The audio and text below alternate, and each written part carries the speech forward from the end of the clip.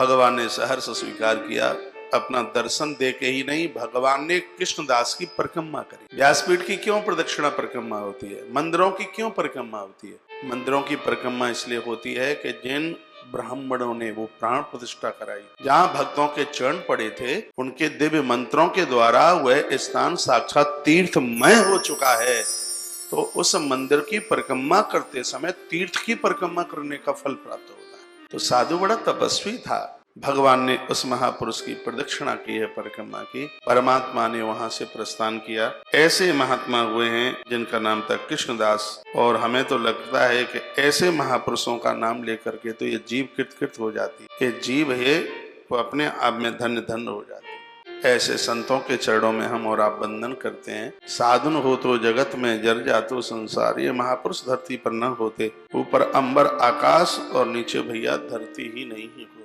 इन संतों के चरणों में हम वंदन करते हैं, प्रणाम करते हैं। एक और महापुरुष का चरित्र हम देखते हैं जिनका नाम है बाबा रामदास। श्री रामदास रसरीत सो भली भांत सेवत भगत। भागवत की कथा में श्लोक संस्कृत में। मैं तो गौशाला देख के कथा कहना भूल जाता हूँ। मुझे लगता ही नहीं है इसको देख करके दिवाली 14 तारीख की, हमें लगता है दिवाली आज की ही है। इतनी रौनक, इतना बढ़िया लग रहा है। रोज एक बार तो मैं बोल ही देता हूँ, जब तक रहेगी जिंदगी फुर्सत न होगी काम से, कुछ समय ऐसा निकालो प्रेम हो जाए। हाँ, राम से या श्याम से एक ही बात है। टाइम निकाल करके श्री ब्रज जरूर आना, अवश्य में आना। आप यहाँ सब आए हैं, आश्रम तक आप पहुँचते हैं, इस गौवंश के दर्शन करके भी आप जाए, प्रदक्षिणा करके, परिक्रमा करके। बाबा रामदास को सुनिए। शीतल परम सुशील वचन कोमल मुख निकसे, भक्त उदित रवि देख हृदय बारिज जिम विकसे।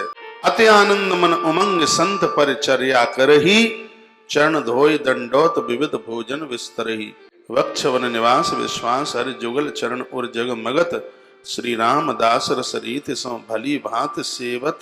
रामदास बड़े अच्छे महात्मा। इनके घर में 4 बेटा थे और 1 बिटिया थी। संत सेवा में इनकी भारी श्रद्धा थी। आपको ध्यान हमारी तरफ हो, तुम से इनकी फोटो टीवी में आ रही है, चिंता मत करो। बहुत बड़े अद्भुत महापुरुष महात्मा हुए और इनकी श्रद्धा देखिए।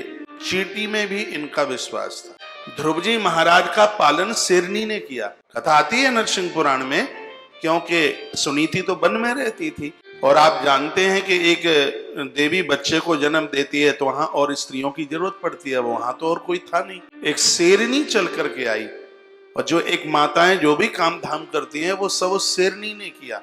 माता जानकी ने जब 2 बच्चों को जन्म दिया, लव और कुश को, तो वह पूरा काम एक सिंगनी ने, एक शेरनी ने किया। सीधी सी बात है, धर्म को स्वीकार कर लोगे तो बंदर भालू राम का सहयोग करने को तैयार हो जाएंगे। बिल्कुल, यह पूरी प्रकृति आपसे प्रेम करना चाहती है। ये हमें डंक मारना नहीं चाहती, ये हमें फण मारना नहीं चाहती। लेकिन ये आदमी इतना बदमाश हो गया है, इतना खतरनाक हो गया है कि आज यह प्रकृति को बड़ा कष्ट दे रहा है। सौगंध खा रखी है जीव जंतुओं को मारने के लिए, कसम खा रखी है, जिंदा नहीं छोड़ेंगे, इसलिए तो भोगना पड़ रहा है। कोरोना बोरोना इसी का तो परिणाम है। कभी सोचा भी नहीं था कि इतनी महा आपदा आ जाएगी और आ गई, लेकिन सुधरे अवे ना रहे।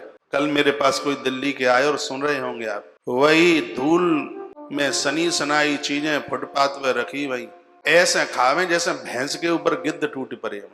सब कुछ खत्म। इतना प्रकृति इनको संभालने के लिए संकेत दे रही है, लेकिन नहीं सुधरेंगे। रामदास बाबा, जीव जंतु उनकी गोद में आकर के खेलते हैं। बोलो बांके बिहारी लाल की जय हो। श्री हनुमान जी महाराज की जय हो। जय जय श्री राम जय जय श्री राम जय श्री जय। राम।